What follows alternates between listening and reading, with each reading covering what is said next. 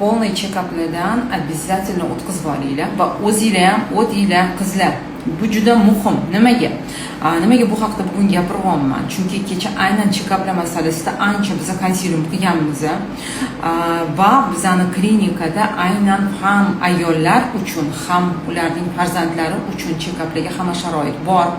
Nimaga oyijonlar o'tish kerak?